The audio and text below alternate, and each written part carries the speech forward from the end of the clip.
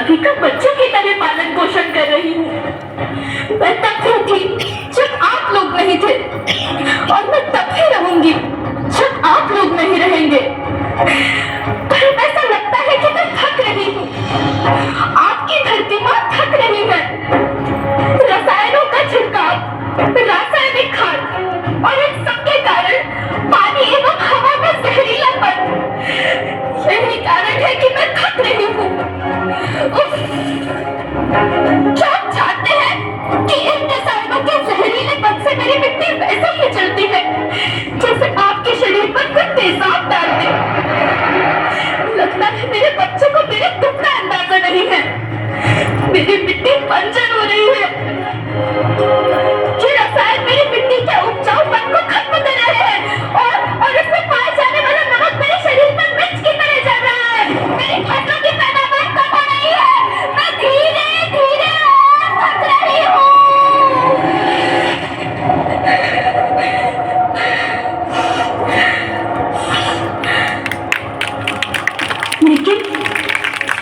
लेकिन अब मुझे याद आता है कि पहले मैं बहुत सुंदर थी, बहुत प्रसन्न थी, हमेशा हंसती थी।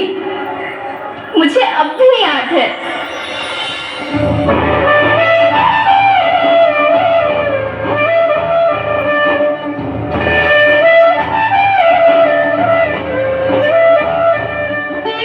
मैं तुम्हारी माँ सुंदर क्यों ना होती, मुझे तो सुंदर होना ही था, क्योंकि बीते जमाने में आप मेरे बच्चे ही तो अपनी माँ के रखवाले थे। आप लोग प्राकृतिक खेती करते थे और फिर हमारी सभ्यता में तो प्रार्थना में धरती कल्याण की है। ओम द्यौ शांति, अंतरिक्षः शांति, पृथ्वीः शांति, ओषधयः शांति, वनस्पतयः शांति। ओम शांति शांति शांति।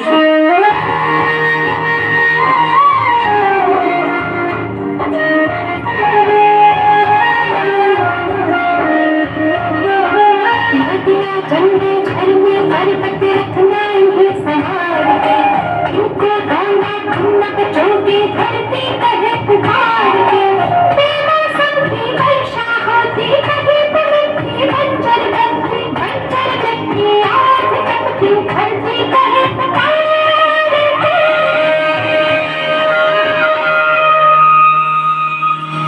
हजारों साल से मनुष्य धरती की गोद में रहता आया है, लेकिन आज मैं आपसे पूछती हूँ कि आपने इसके बजाय धरती माँ को क्या दिया? ये जहरीले रसायन और प्राकृतिक खाद जो मिट्टी को बंजर कर रहे हैं, उर्वरकता को बर्बाद कर रहे हैं। आप अच्छी पैदावार की लालच में जो रासायनिक खाद अपने खेतों में डाल रहे हैं, वो अभी तो लाभ देगी, लेकिन लंबे समय में उसी रासायनिक खाद का नुकसान भी है। रासायनिक खाद जहर समान है, और तो और फसलों में पानी की खपत भी बढ़ गई है, जिससे खेती की लागत बढ़ रही है और पानी का स्तर जमीन के काफी नीचे जा रहा है।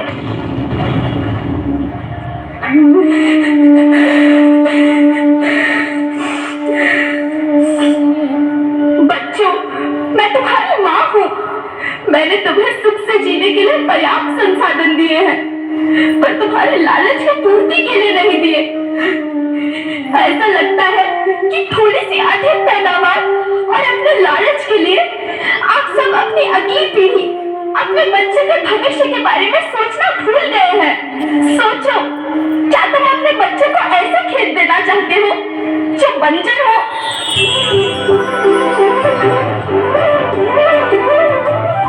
अरे तुम तो दिल्ली की बेटी हो, मध्य प्रदेश की बेटी हो, भारत की बेटी हो। आओ, तुम्हें मेरे बच्चों को कुछ बताओ। धरती माँ, हम तो अपने बिंद के सदा जननता केवल इतने कहे चाहे थे कि प्राकृतिक खेती या समय की मांग बन चुकी है। प्राकृतिक खेती या उद्देश्य के साथ होत है कि जब जमीन और हमरे मिट्टी की उर्वरकता बनी रहे। हम सबका प्रकृति के साथ मित्र जैसे व्यवहार करे चाहे।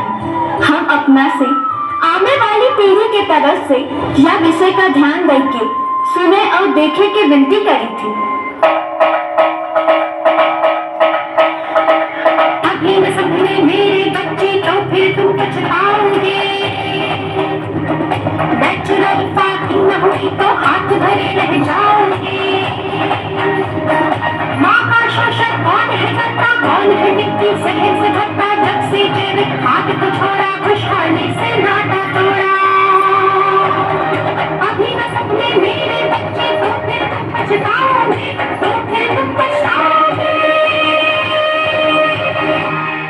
लेकिन धरती माँ, आपको सुरक्षित और प्रसन्न रखने का उपाय क्या है? एक ही उपाय है, धरती एक, परिवार एक, भविष्य एक। इस मूल मंत्र को आत्मसात कर लो।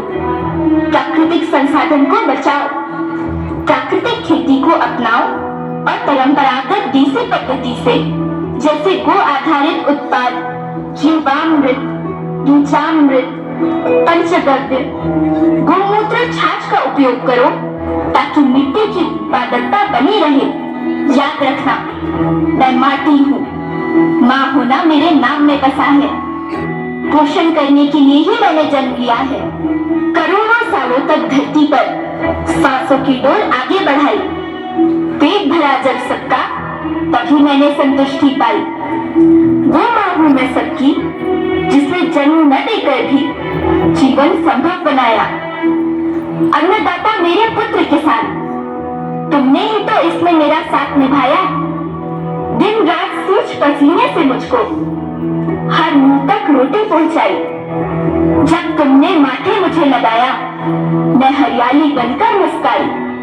मिट्टी बंजर होने से या धरती के नुकसान से किसी एक देश, एक द्वीप, एक समाज या एक धर्म का नुकसान नहीं है, बल्कि सभी का है, क्योंकि सभी आपस में बंधे हैं। धरती की श्रृंखला टूटी, माला टूटी, सब बिखर जाएंगे, सब खत्म हो जाएंगे।